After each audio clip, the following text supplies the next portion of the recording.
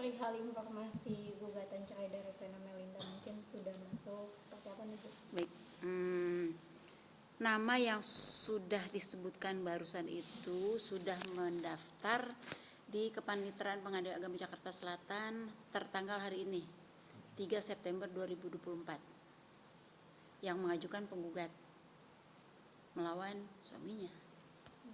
Untuk isi gugatannya sendiri? Isi gugatnya sama seperti halnya yang lalu-lalu ya, identitas para pihak penggugat, nama, alamat, pekerjaan, agama, tempat tinggal, terus identitas pihak lawannya, nama, agama, umur, terus pekerjaan dan tempat tinggal, tuh kan identitasnya. Mengajukan gugatan apa aja nih? Ada Gugatannya yang diajukan adalah untuk dikabulkan gugatannya bercerai dengan suaminya dengan tergugat. Itu isi. Nah, tapi bukankah saat kurang lebih 1 tahun lalu saya bilang.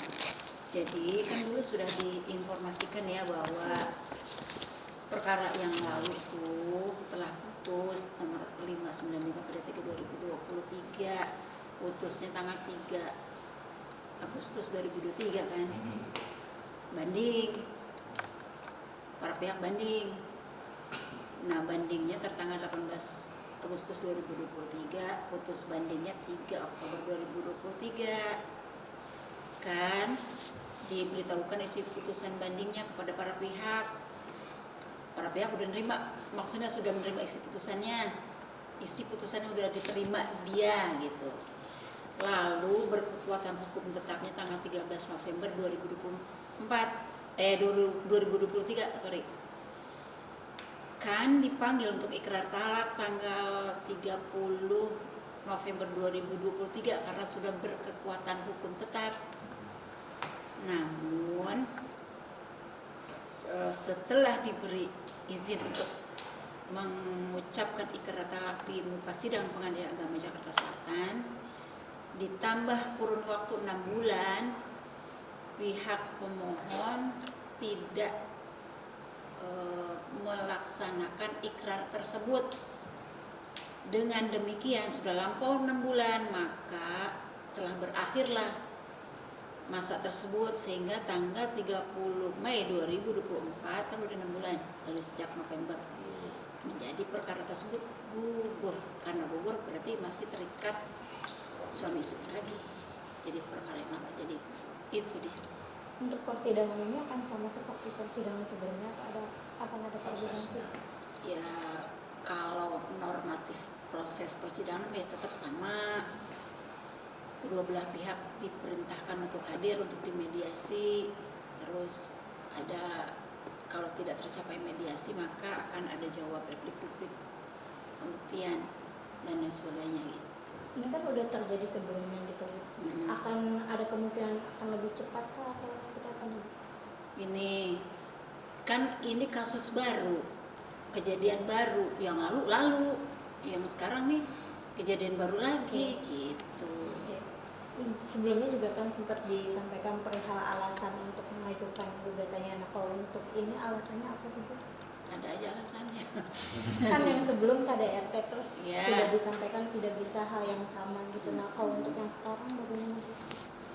Yang jelas ini kan perkara baru masuk ya, itu masuk ke isinya, ke pokok perkaranya. Kita lihat dulu, yang jelas ini perkara sudah masuk di tanggal yang sudah disebutkan tadi itu. Itu aja dulu informasi yang dapat kami sampaikan. Akan ada panggilan kapan kira-kira? Akan ada panggilan kapan? Yang jelas ini perkara baru masuk, baru berapa jam? Baru beberapa jam. Kan ketua pengadilan akan mendelegasikan ke majelis hakim. Beliau akan menunjuk siapa majelis hakimnya. Nanti majelis hakim akan menetapkan tanggal persidangannya. Setelah ditetapkan tanggal persidangan, maka para pihak akan dipanggil untuk hadir di muka persidangan. Jadi tunggu dulu karena majelis majelis hakimnya akan menetapkan tanggal persidangan untuk yang bersangkutan. Normalnya ketika sudah mendaftarkan butuh waktu berapa lama sampai ketahuan jadwal sidang 2 paling minggu. juga belum nggak sampai 2 minggu. 10 hari. Iya, sekitar itulah. Nanti akan ada jadwal persidangan kapan sidang itu digelar kembali. Digelar. Oke.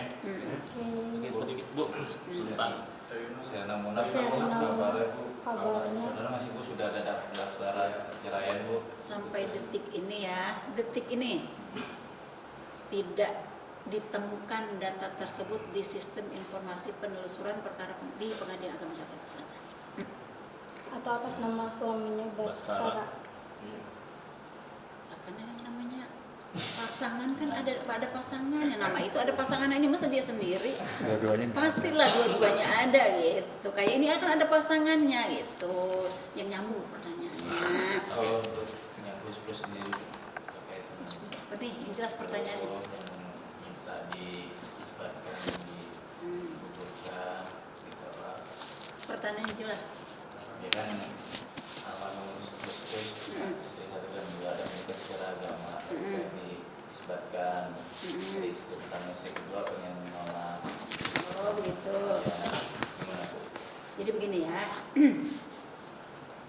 Pada tahun 2023 ada pihak yang bernama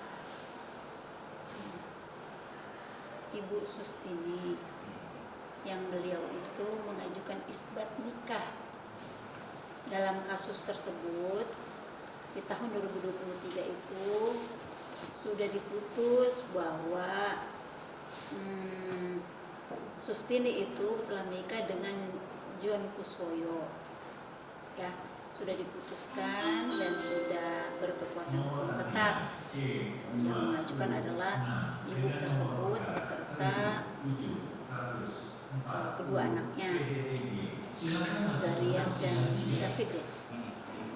Dan sudah putus. Lalu untuk yang sekarang pada tanggal 19 Agustus 2024 19 ya, 19 Agustus 2024 dengan perkara gugatan pembatalan nikah yang diajukan oleh siapa nih? Bonita Angelia. Kami tidak tahu itu istri berapa ya apanya ya. Yang jelas ada pihak mengajukan gugatan pembatalan nikah terhadap isbat nikah yang sudah diputuskan tersebut. Itu isinya.